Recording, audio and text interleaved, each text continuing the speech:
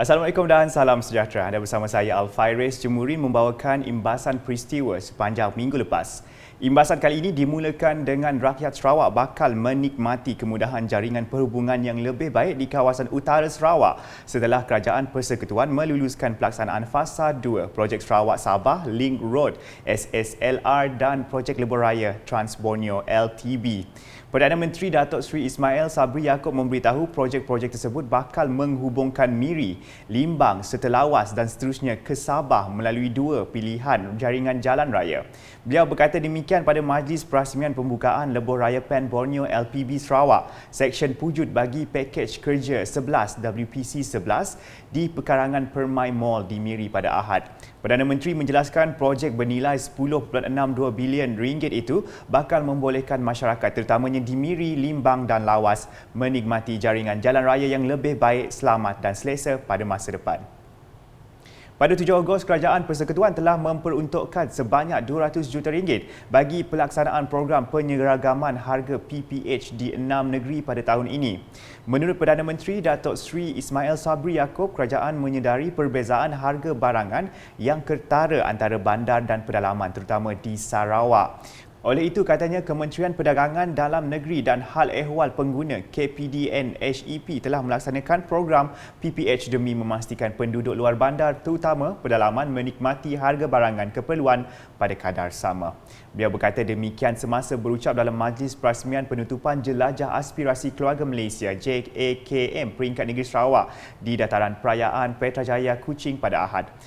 Jelasnya daripada 200 juta ringgit sebanyak 125 juta ringgit ataupun lebih 62% adalah khusus bagi melaksanakan program ini di Bumi Kenyalang yang memberi manfaat kepada 500,000 penduduk Sarawak melibatkan 112 zon merangkumi 538 kawasan pengedaran. Imbasan diteruskan dengan seramai 33 individu telah dilantik bagi mengisi jawatan ahli-ahli Majlis Tertinggi Parti Pesaka Bumi Putra Bersatu PBB bagi sesi 2022 hingga 2025. Senarai lantikan tersebut telah diumumkan oleh Premier Sarawak Datuk Patinggi Tan Sri Dr. Abang Abdul Rahman Zohari Tun Datuk Abang Openg dalam sidang media selepas mempengerusikan mesyuarat Majlis Tertinggi PBB di Ibu Pejabat PBB Kuching pada Sabtu. Menurut Premier Sarawak, mereka yang dilantik itu selain daripada 16 ahli Majlis Tertinggi yang dilantik semasa Perhimpunan Agong PBB pada Jun lepas. Katanya senarai pelantikan tersebut adalah berdasarkan kuasa yang ada di bawah perlembagaan. Sementara itu, Datuk Patinggi Tan Sri Abang Zohari memaklumkan Sarawak telah meminda perlembagaannya untuk melantik kaum wanita dan pemuda tambahan bagi mengisi jawatan yang ada namun perlu mendapatkan kelulusan daripada Jabatan Pendaftaran Pertubuhan ROS. Dalam masa sama, beliau memberitahu PBB dan Gabungan Parti Sarawak GPS kini sudah bersedia menghadapi pilihan raya umum PRU ke-15. Pada 11 Ogos pula, sambutan perayaan Hari Kebangsaan Peringkat Negeri Sarawak pada tahun ini menyaksikan bahagian Betong dipilih sebagai tuan rumah penganjuran hari bersejarah itu. Menteri Bertanggungjawab Sambutan Perayaan kali ini Datuk Julaihi Narawi memberitahu sambutan bertemakan Keluarga Malaysia Teguh Bersama akan diadakan di Dewan Sukan Tan Sri Datuk Amar Stephen Kaloningkan Betong pada 31 Ogos ini. Beliau berkata demikian dalam sidang media selepas mesyuarat jawatan kuasa induk sambutan perayaan Hari Kebangsaan Peringkat Negeri Sarawak 2022 di Kuching pada Khamis. Paparan imbasan seterusnya, penampilan sulung DJ terkenal antarabangsa Alan Walker di Sarawak bakal menggegarkan pentas Festival Muzik Borneo Live 2022 yang akan diadakan pada 9 hingga 10 September 2022 di Kampung Budaya Sarawak SAV. Festival muzik antarabangsa itu akan menyatukan pelbagai genre muzik yang berbeza di bawah satu platform. Menurut Menteri Pelancongan Industri Kreatif dan Seni Persembahan Sarawak, Datuk Seri Abdul Karim Rahman Hamzah, acara besar seperti ini akan mengukuhkan kedudukan Sarawak sebagai destinasi utama pelancongan di rantau ini. Beliau berkata demikian dalam sidang media Festival Muzik Borneo Live 2022 di Kuching pada Rabu.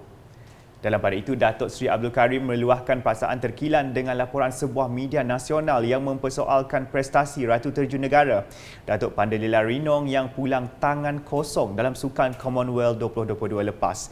Menurutnya, beliau kecewa dengan laporan berkenaan kerana sebagai atlet negara, media perlu menghargai pengorbanan dan jasanya sepanjang beliau menampilkan prestasi cemerlang di peringkat dunia.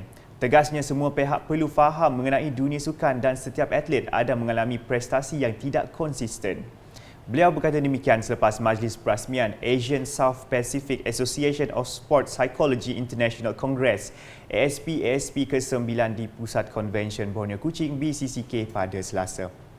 Imbasan mingguan diakhiri dengan atlet powerlifting negara kelahiran Sarawak Boni Bunya Agustin menyumbang pingat emas keempat buat kontingen Malaysia dalam kempen Sukan Commonwealth Birmingham pada Khamis. Saingan kali ini cukup manis buat Boni apabila pemenang emas Sukan Paralimpik 2020 Tokyo itu mencipta rekod temasya dengan mengumpul 154.6 mata selepas melakukan angkatan 210 kg pada sesi pertama, 216 kg sesi kedua dan 220 kg sesi ketiga. Pencapaian itu sekaligus mengubat kekecewaan juara dunia 2019 dan 2021 pada penampilan sulungnya di Gold Coast, Australia pada 2018 apabila sekadar menduduki tempat keempat. Pingat perak dimenangi wakil tuan rumah England menerusi Mark Swan yang mengumpul 147.6 mata dan gangsa milik Inison Mandi dari Nigeria dengan 145.5 mata. Untuk rekod Boni yang telah berusia 23 tahun mencipta sejarah muncul atlet pertama Malaysia memenangi acara itu di Temasya Sukan berkenaan. Saya Al-Faris Jumurin, teruskan kesihatan bersama kami.